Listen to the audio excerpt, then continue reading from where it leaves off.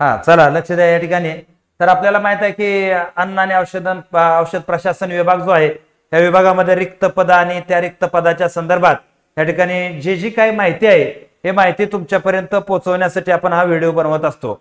तर पहिल्यांदा एक लक्षात घ्या की ही जी परीक्षा आहे किंवा ही जी पद आहेत ही जी व्यवस्थितरित्या माहिती ऐकण्यासाठी पहिल्यांदा तुम्ही YouTube चॅनल आपला सबस्क्राईब करून ठेवा।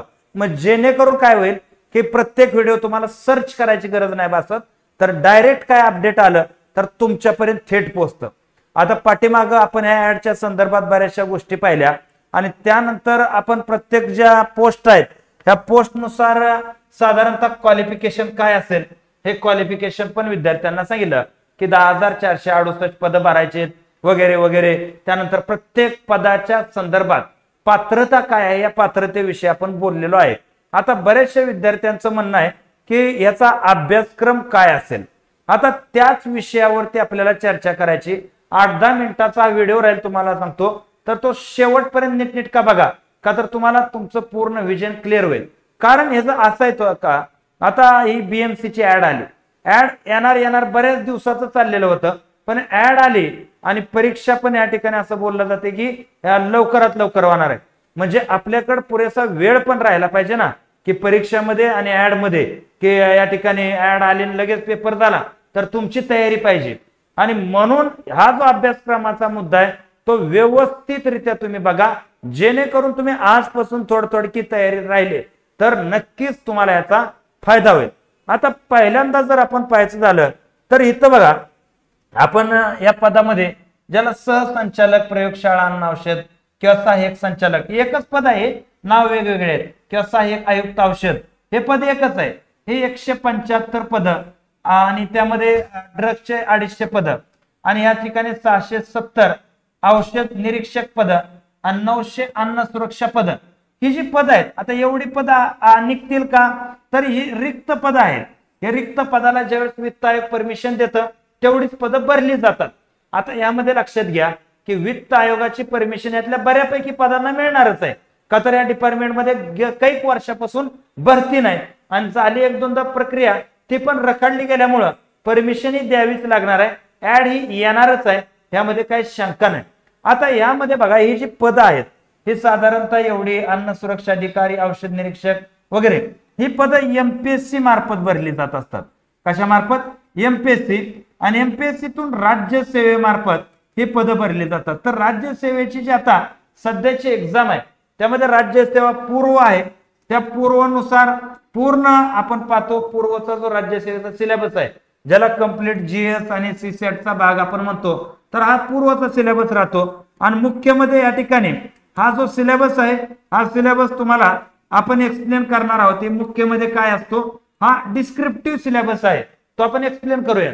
आता त्यानंतर राहिलेली जी पद आहेत जसं की आपण तांत्रिक सहाय्यक औषध आणि अन्न ही 6180 पद ही मेन पद आहेत। तुम्हाला सांगतो तालुका न्याय प्रमुख म्हणते त्याला, ज्याला technical assistant food and technical assistant drug असं या पदाचं नाव आहे। तर ही 6180 म्हणजे ही पद भरतीच झाली नाही आपल्या इथं, एवढी पद रिक्त आहेत।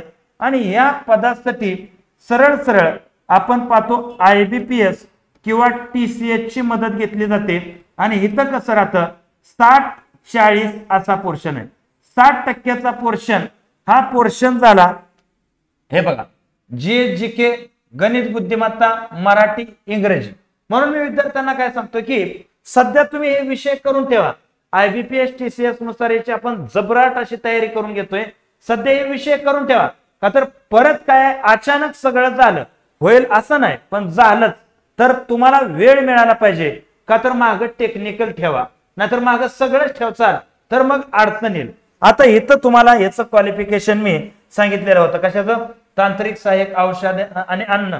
याच्यासाठी तुम्हाला क्वालिफिकेशन पण मी पाठीमागच्या व्हिडिओमध्ये सांगितलेलं आहे, ते बघून घ्या। म्हणजे फार्मसीचे विद्यार्थी आहेत, त्यानंतर आपण पाहतो मायक्रोबायोलॉजीचे विद्यार्थी आहेत, केमिस्ट्रीचे विद्यार्थी आहेत, असे भरपूर मोठे आपण पाहतो इथं विद्यार्थ्यांची संख्या आहे। क्वालिफिकेशन आहे technical assistant food and drug साठी। तर इथं 60-40 पोर्शन असा राहतो।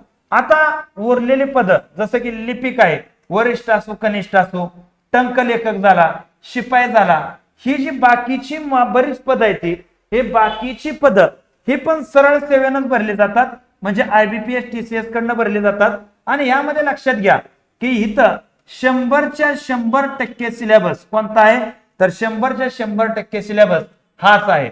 कोणता? हा 100च्या 100% सिलेबस आहे. म्हणजे आता लक्षात घ्या की इथं जर साधारणतः तुम्ही MPSC ची ही वरची काय पद ह्याचा सध्या डोक्यातनं विचार काढून टाका, का तर याचं रितसर मागणी पत्र वगैरे बऱ्याच 12 भानगडी होणार आहेत. ही जी 6180 रिक्त पद आहेत टेक्निकल मध्ये, या ठिकाणी याचं सरळ सेवेतून भरण्याची पॉसिबिलिटी बऱ्यापैकी राहते आणि बाकीची पद सरळ सेवेतूनच भरली जात असतात. हा मुद्दा लक्षात घ्या. तरी वरची 200-250 पदाचा मुद्दा MPSC चा बाजूला ठेवूया. का बाजूला का ठेवूयात, का तर पूर्व मुख्य असा 2 पॅटर्न आहेत आणि ते एकच परीक्षा आहे. बरोबर आहे.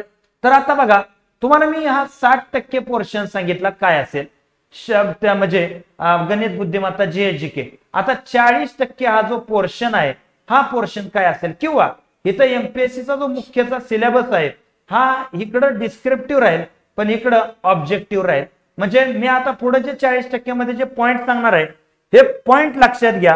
हे पॉइंट तुम्हाला कमी जास्त फरकानं मार्काच्या वेटेजनं हेच पॉइंट विचारले जात असतात. म्हणजे कसं, तर इथं बघा साधारणतः आपण ज्याला कन्स्टिट्युएंट्स ऑफ फूड म्हणजे अन्न पदार्थातले जे घटक आहेत, कार्बोहायड्रेट, प्रोटीन, फॅट, व्हिटॅमिन्स, याचं बेसिक जे स्ट्रक्चर आहे काय आहे, आहारात किती पाहिजेत किती नाही पाहिजेत, जास्त घेतल्या हानी काय, कमी घेतल्या हानी काय, ह्या विषयावरती तुम्हाला इन्फॉर्मेशन पाहिजे.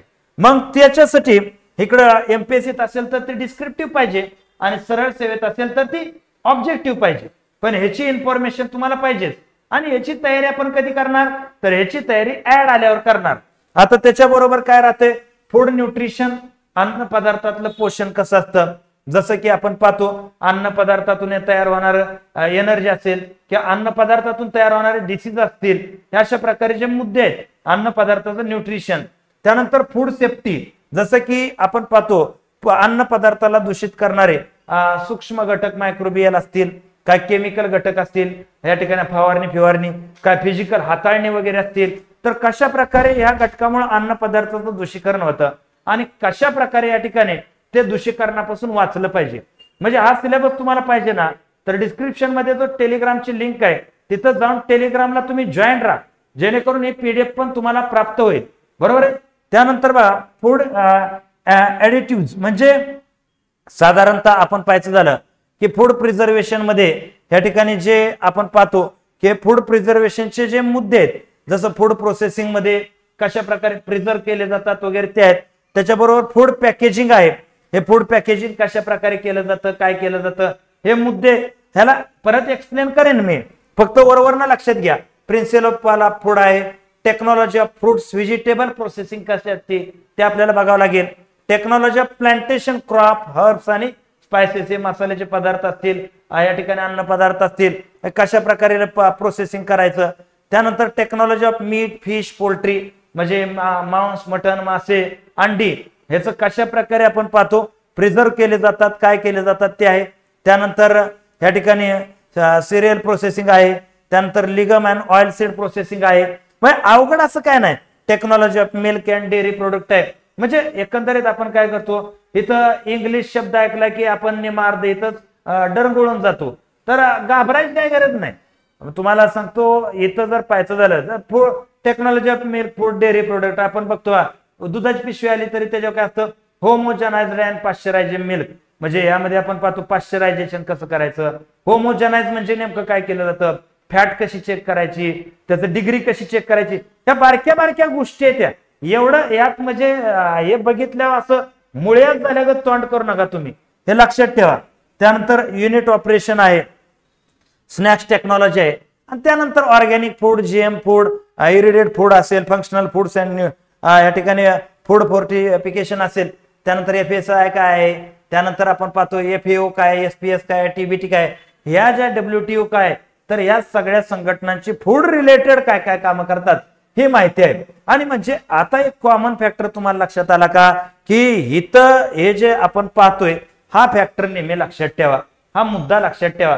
म्हणून 60% इथं आणि पूर्व परीक्षा हित दोन्हीचा अभ्यास आधी करून ठेवा, जेणेकरून बेनिफिट काय आहे की समजा आपण असं धरून चालू ऍडचं मागं पुढं काय झालं किंवा काय काही हो, परंतु मॅटर काय असतो की हा अभ्यास जो आहे कुठल्याही परीक्षेला तुम्ही वापरा ना, कुठेही वापरा, या ठिकाणी कुठल्याही सरळ सेवेला हाच अभ्यास आहे ना, कुठल्याही सरळ सेवेचा ह्याच्या पलीकडे काय कुठंच काय नसतं, बरोबर आहे.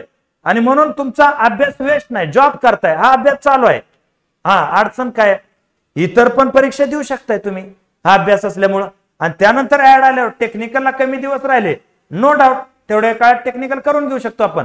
तर अशा प्रकारे हा विषय तुमच्या लक्षात आलेला असावा अशी मी अपेक्षा व्यक्त करतो आणि या ठिकाणी थांबतो. जय हिंद, जय महाराष्ट्र.